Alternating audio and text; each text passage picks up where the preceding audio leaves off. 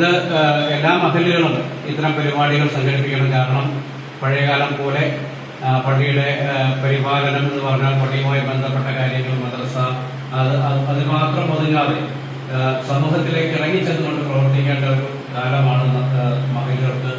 അങ്ങനെയുള്ള കാലത്താണ് മഹല്ലുകളൊക്കെ ഇപ്പോൾ പ്രവർത്തിക്കുന്നത്. അപ്പോൾ വളരെ വ്യത്യസ്തമായ പ്രവർത്തനങ്ങൾ വിവിധ തലങ്ങളിൽ മഹല്ലുകൾ വഴി ആ മഹല്ല് നിവാസികളുടെ ക്ഷേമത്തിന് വേണ്ടി, അവരുടെ നല്ലതായ പുരോഗതിക്ക് വേണ്ടിയുള്ള പ്രവർത്തനങ്ങളൊക്കെ നടത്തുന്നുണ്ട്.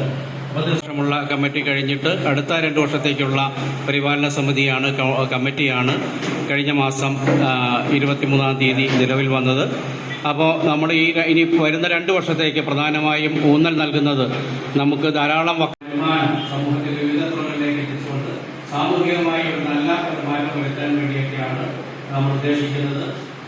നമ്മുടെ ഈ വളർച്ചയിൽ, ഈ വിദ്യാഭ്യാസ പുരോഗതിക്ക് നമ്മുടെ പിന്നിൽ പ്രവർത്തിച്ച രക്ഷകർത്താക്കളെ നമ്മൾ ഒരിക്കലും മറക്കരുത്.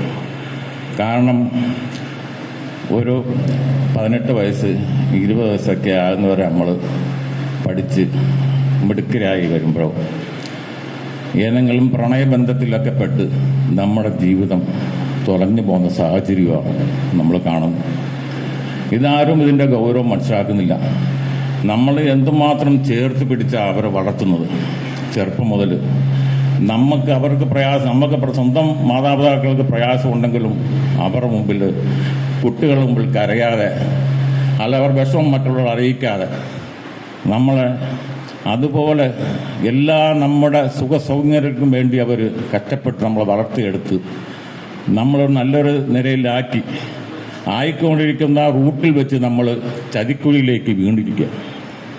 ചതിക്കുഴി എന്ന് വയ്ക്കും നമ്മൾ അറിയാതെ ഏറ്റവും കൂടുതൽ നമ്മൾ വളരെ ശ്രമിച്ച് വളരെ ജാഗ്രതയോടെ പോകുമ്പോഴും നമ്മൾ ചതിക്കുഴിയിലേക്ക് വീഴാൻ കാത്തിരിക്കുന്ന ലഹരി വസ്തുക്കളും, മൊബൈൽ അഡിക്റ്റാകുക, പ്രണയബന്ധങ്ങൾ, ഇങ്ങനെയൊക്കെയായി നമ്മൾ ആ ചതിക്കുഴിയിലേക്ക് പോവുക. നിങ്ങളുടെ റൂട്ട് ചതിക്കുഴിയിലേക്ക് വീഴാതെ നിങ്ങൾ വളരെ ആത്മാർത്ഥമായി നിങ്ങൾ മുന്നോട്ട് പോകണം. അത് തോന്നുന്നത് ഈ ഒരു ചടങ്ങിനെ കുറിച്ചാണ്. കാരണം കാലഘട്ടം ആവശ്യപ്പെടുന്ന മുസ്ലിം സമുദായത്തിൻ്റെ ഏറ്റവും അനിവാര്യതയായി തീർന്നിരിക്കുന്ന വിദ്യാഭ്യാസ മേഖലയിലുള്ള പ്രോത്സാഹനമാണ് നമ്മൾ ഈ ചടങ്ങിലൂടെ പ്രധാനമായും ഉദ്ദേശിക്കുന്നത്. SSLCക്കും +2നും CMA, അതിലെ പാരാമെഡിക്കൽ കോഴ്സുകൾക്കെല്ലാം ഉന്നതമായ വിജയം നേടിയ നമ്മുടെ മഹല്ലിലെ വിദ്യാർത്ഥികളെയും വിദ്യാർത്ഥിനികളെയും അഭിനന്ദിക്കുക എന്നുള്ളതാണ് ഈ ചടങ്ങിൻ്റെ യഥാർത്ഥ ഉദ്ദേശം എന്ന് പറയുന്നത്. രംഗത്ത് വളരെ മുന്നിലാണ്. തെക്കൻ കേരളത്തിലെ പൊന്നാനി എന്നാണ് ഈരാറ്റുപേട്ടയെക്കുറിച്ച് ഞങ്ങളുടെ നാട്ടിലൊക്കെ പറയാറുള്ളത്. അങ്ങനെ പഴയകാലം മുതൽ ദർസും മദ്രസ സംവിധാനങ്ങളൊക്കെ വളരെ സജീവമായൊരു സ്ഥലമാണ് ഈരാറ്റുപേട്ട. പക്ഷെ ഭൗതിക വിദ്യാഭ്യാസ രംഗത്ത് നമ്മുടെ നാട് അതിനനുസരിച്ചുള്ളൊരു പുരോഗതിയിലേക്ക് പോയില്ല എന്നുള്ളത് ഒരു ദൗർഭാഗ്യകരമാണ്. കഴിഞ്ഞ ദിവസം അജ്മൽ ബിസ്മിയുമായി നടത്തുന്ന ഒരു അഭിമുഖത്തിൽ, അജ്മൽ ബിസ്മിയുടെ ഉമ്മയുടെ നാട് ഈരാറ്റുപേട്ടയാണെന്ന് ഞാൻ മനസ്സിലാക്കുകയാണ്. അദ്ദേഹം പറയുന്നുണ്ട്, അദ്ദേഹത്തോട് ചോദിക്കുന്ന മുസ്ലിമീങ്ങൾ എന്താണ് ഈ കച്ചവടത്തിൽ ഇത്ര വലിയ ഉന്നതിയിലെത്തിയത് എന്തുകൊണ്ടാണെന്ന ചോദ്യത്തിന് അദ്ദേഹം പറഞ്ഞത്, ഞങ്ങൾ കച്ചവടത്തിൽ റിസ്ക് എടുക്കുന്നവരാണ്. അതോടൊപ്പം തന്നെ എൻ്റെ നാട്ടിൽ ഈരാറ്റുപേട്ടയിലെ ഞങ്ങളുടെ മക്കളെ ഒരു 6-7 ക്ലാസ്സൊക്കെ പഠിച്ച് കഴിയുമ്പോൾ ഞങ്ങൾ കച്ചവടത്തിന് കൂട്ടിക്കൊണ്ടുപോകും. അതിവിടുത്തെ ഒരു രീതിയായിരുന്നു. നടപ്പ് കച്ചവടത്തിനോ മറ്റോ കൂട്ടിക്കൊണ്ടുപോകും. അവിടെ വെച്ച് ആ കുട്ടികളുടെ വിദ്യാഭ്യാസം അവസാനിക്കുകയാണ്. അപ്പോൾ നമ്മുടെ സഹോദര സമുദായ അംഗങ്ങളിൽപ്പെട്ട കുട്ടികളൊക്കെ പഠിച്ച് ഉന്നതരായി അവർ വലിയ ജോലി നേടി IPS-ലും IAS-ലൊക്കെ എത്തി സർക്കാർ ജോലികളിൽ ഉന്നതങ്ങളിൽ എത്തിയപ്പോഴും നമ്മൾ ഈ കച്ചവടക്കാരായി നമ്മുടെ മക്കളെ കൊണ്ടുവന്നു. അൽഹംദുലില്ലാഹ് ഇപ്പോൾ നമ്മൾ തിരിച്ചു വരികയാണ്.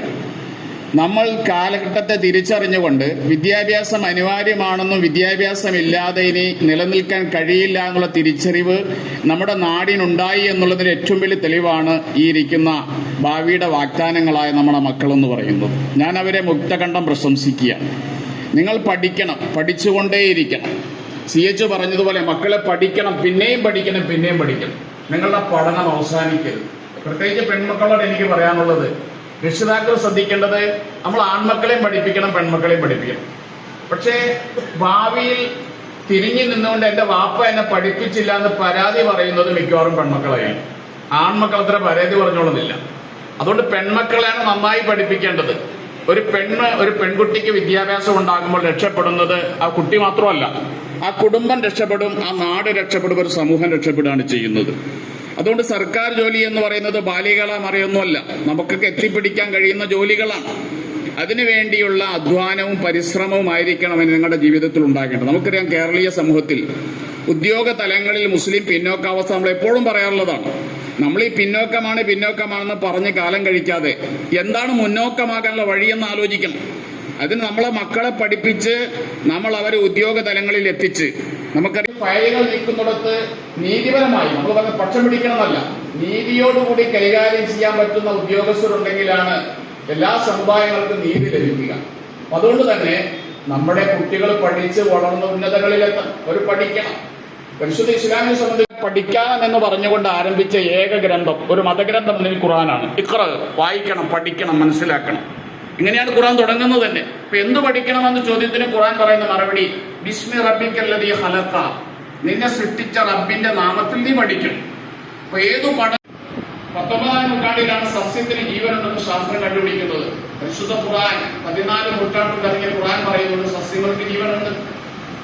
എല്ലാം അല്ലാഹു പ്രകൃതി ചെയ്യുന്നു, തസ്ബീഹ് ചെല്ലുന്നു ഖുർആൻ പറയുന്നുണ്ട്. സഹാബത്തിന് അറിയാമായിരുന്നു സസ്യങ്ങൾക്ക് ജീവനുണ്ട്. അത് ശാസ്ത്രം 19ാം നൂറ്റാണ്ടിൽ കണ്ടുപിടിച്ചു. മെഡിക്കൽ സയൻസിന്റെ പിതാവ് ആരെന്ന് ചോദിച്ചാൽ ഈ ഇരിക്കുന്ന മക്കളൊക്കെ പറയും അവിസന്ന എന്ന് പറയും. ആരാണ് അവിസന്ന?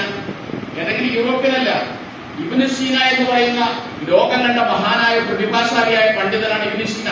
അദ്ദേഹത്തിന്റെ കിതാബ് തുറക്കാതെ ഒരു ഡോക്ടർക്ക് മെഡിസിൻ പഠിക്കാൻ കഴിയില്ല. മതവിദ്യാഭ്യാസവും ഭൗതിക വിദ്യാഭ്യാസവും രണ്ടായിട്ടിരുന്നു. യൂറോപ്യന്മാരെന്താ ചെയ്തത്? ശാസ്ത്രത്തിൽ നിന്നും ദൈവത്തെ എടുത്തു മാറ്റി. ഇന്ന് പഠിക്കുന്ന ശാസ്ത്രത്തിൽ ദൈവമില്ല. ഖുർആൻ പഠിപ്പിച്ച ശാസ്ത്രത്തിൽ ദൈവം ഉണ്ടായിരുന്നു, പടച്ചോറുണ്ടായിരുന്നു.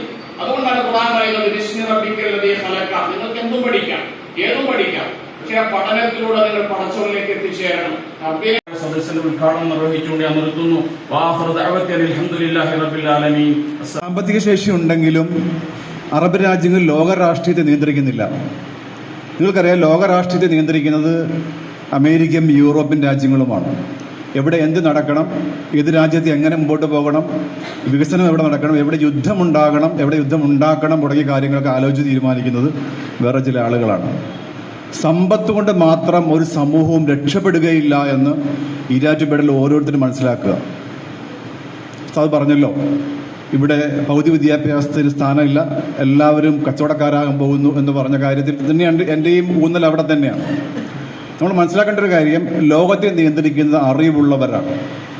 നോളജ് ഈസ് പവർ എന്നൊരു ഏറ്റവും ആധുനികമായ ഒരു മുദ്രാവാക്യമുണ്ട്. വിജ്ഞാനമാണ് അധികാരം. ആരാണോ വിജ്ഞാനം ഉണ്ടാക്കുന്നത് അവർ ലോകം ഭരിക്കും. നിങ്ങളുടെ കയ്യിൽ എത്ര പണം ഉണ്ടെന്ന് പറഞ്ഞിട്ട് കാര്യമില്ല. ലോകത്തിലെ ഏറ്റവും നല്ല 200 യൂണിവേഴ്സിറ്റികൾ ലിസ്റ്റ് എല്ലാ വർഷവും പുറത്ത് വരാറുണ്ട്. Best 200 universities in the world, times list എന്നാണ് പറയുക. അതിൽ 90% യൂണിവേഴ്സിറ്റികളും അമേരിക്കയിലെയോ അല്ലെങ്കിൽ യൂറോപ്പിലെ യൂണിവേഴ്സിറ്റികൾ. 10% മാത്രമാണ് ഏഷ്യയിൽ നിന്ന്. അത് വരുന്നത് സൗത്ത് കൊറിയയിൽ നിന്നും. ഇന്ത്യയിലെ IITകൾ പോലും 350 സ്ഥാനത്താണ്. നമ്മൾ വലിയ വർത്തമാനം പറയുന്ന ഏറ്റവും ഉന്നതമാണെന്ന് പറയുന്ന ഇന്ത്യയിലെ IITകൾ പോലും ലോവർ റാങ്കിങ്ങിൽ വരുമ്പോൾ 350-360 സ്ഥാനത്താണ്. അപ്പം ആലോചിച്ച് നോക്കൂ, 1ാം സ്ഥാനത്ത് നിൽക്കുന്ന കേംബ്രിഡ്ജിന്റെ അവസ്ഥ എന്താണെന്ന്, അല്ലെങ്കിൽ യെയിൽ യൂണിവേഴ്സിറ്റിയുടെ അവസ്ഥ എന്താണെന്ന്. ഒറ്റ കാര്യമേ ഉള്ളൂ, ഏറ്റവും നല്ല 200 ഏറ്റവും നല്ല യൂണിവേഴ്സിറ്റി ആകാനുള്ള ഒരു മാനദണ്ഡം എന്ന് പറയുന്നത് ആ യൂണിവേഴ്സിറ്റി എത്ര പേറ്റന്റ് ഉണ്ടാക്കി എന്നുള്ളതാണ്. എന്താണ് പേറ്റന്റ്? ലോകം നിയന്ത്രിക്കാൻ ലോകത്തിന്റെ അധികാര കേന്ദ്രം മുഴുവൻ അവിടെയാകുന്നതിന് ഒറ്റ കാരണമേ ഉള്ളൂ, അവിടെ കയ്യിലാണ് വിജ്ഞാനം. ഈ വിജ്ഞാനം എവിടെ നിന്ന് പോയതാണ് ഉസ്താദ് നേരത്തെ പറഞ്ഞു. എവിടെ നിന്നാണ് പോയതെന്ന് ഉസ്താദ് നേരത്തെ പറഞ്ഞു. മുസ്ലിമിന്റെ കയ്യിൽ നിന്ന്, ഇസ്ലാമിന്റെ കയ്യിൽ നിന്ന്, നമ്മുടെ കയ്യിൽ നിന്ന് പോയതാണ് യൂറോപ്പിന്റെ കയ്യിൽ ഇപ്പോൾ ഉള്ള സാധനം. അല്ലെങ്കിൽ അവരിപ്പോൾ വികസിപ്പിച്ചുകൊണ്ടേയിരിക്കുന്ന ശാസ്ത്രം എന്ന് പറയുന്ന മുഴുവന്റെ തുടക്കം ഇബ്നു സീനയെ കുറിച്ച് പറഞ്ഞു, ഇബ്നു ഹൈത്തമിനെ കുറിച്ച് പറഞ്ഞു. ഇബ്നു ഹൈത്തം എന്ന് പറയുന്നത് നമ്മൾ ഈ കാണുന്ന ലൈറ്റ് സംവിധാനമുണ്ടല്ലോ, ഓപ്റ്റിക്സ് എന്ന് പറയുന്ന ശാസ്ത്രശാഖയുടെ ഏറ്റവും ആദ്യത്തെ ഏറ്റവും പ്രാചീനമായ ഗ്രന്ഥം എഴുതിയ ആളാണ് Ibn Haitham. Book of optics എന്ന് പറയുന്ന, അല്ലെങ്കിൽ കിതാബുൽ മണാലിർ എന്ന് പറയുന്ന പുസ്തകം എഴുതിയ ആളാണ്. ആ പുസ്തകത്തിന്റെ 1000 വർഷം ആയപ്പോൾ UN ലോകം മുഴുവൻ ആ പുസ്തകത്തിന്റെ 1000 വർഷം ആചരിച്ചിരുന്നു. എൻ്റെ സുഹൃത്തും ജമാഅത്തിന്റെ ഇമാമുമായ ബഹുമാനപ്പെട്ട അലി ഉസ്താദും അതുപോലെ റഷീദ് സാറും പറഞ്ഞു കഴിഞ്ഞു. ഒരു വലിയ ക്വിസ് മത്സരം നടത്തി 80ഓളം സ്ഥാപനങ്ങൾ, അത് മുസ്ലിം സ്ഥാപനങ്ങളല്ല, ആർട്സ് സയൻസ് കോളേജുകളൊക്കെ പങ്കെടുത്താണ്, അറബി കോളേജൊക്കെ. പക്ഷേ അതിൻ്റെ ഒന്നും വലിയ പോരാട്ടമായിരുന്നു അത്. ന്യൂമാൻ കോളേജ് പോലുള്ള കോളേജ് വരെയും പങ്കെടുത്തതാണ്. പക്ഷെ അതിൽ 1-2 സ്ഥാനം കിട്ടിയ നമ്മുടെ പുത്തമ്പള്ളിയിൽ നടക്കുന്ന വിമൻസ് കോളേജാണ്. പക്ഷെ ആ വിമൻസ് കോളേജിനെ പുത്തമ്പള്ളി ജമാഅത്ത് എത്രമാത്രം അതിനെ ഉയർത്തിക്കൊണ്ടുവരാൻ ശ്രമിക്കുന്നുണ്ട്.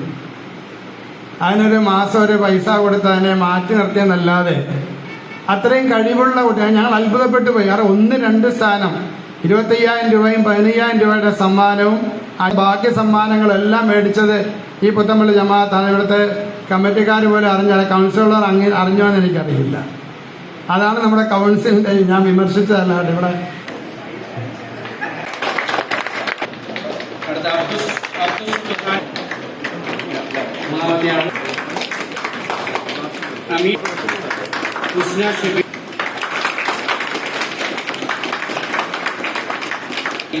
ഖദീജ മക്കൾ അൽഹാന അനസ്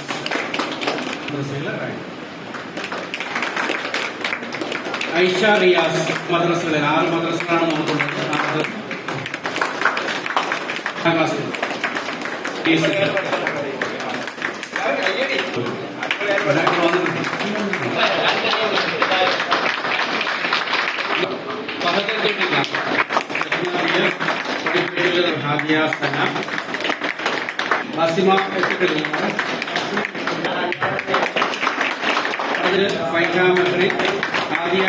നവാസ്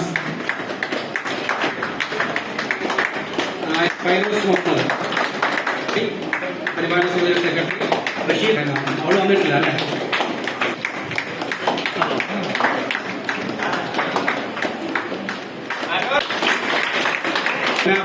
ഫാത്തിമ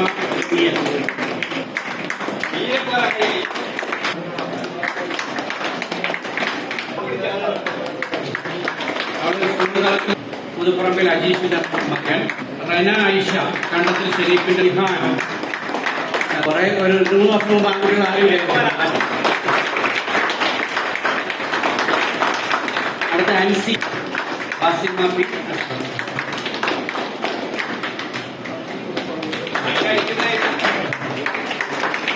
അടുത്ത 2 സമ്മാനം അമീറ ഫാത്തിമ.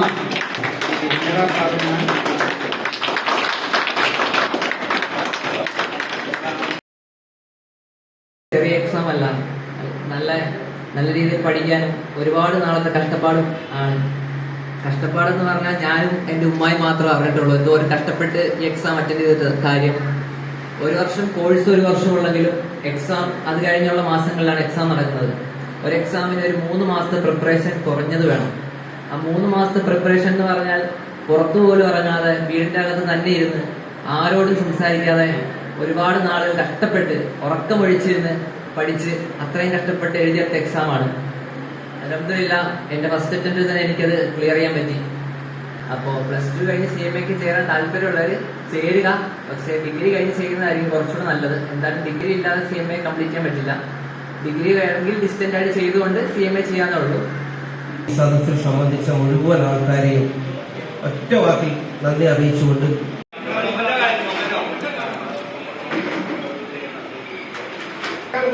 ഇന്ത്യയിൽ